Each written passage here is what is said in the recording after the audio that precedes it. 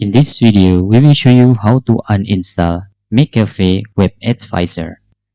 To uninstall mcafee webadvisor, maybe this is disturbing you when you are using Windows.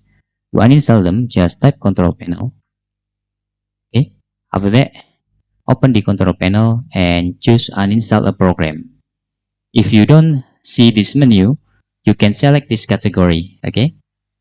You can see, you can choose category like this and choose uninstall a program.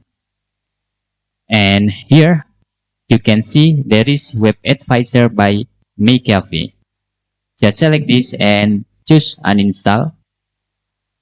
And just no thanks, just uninstall it.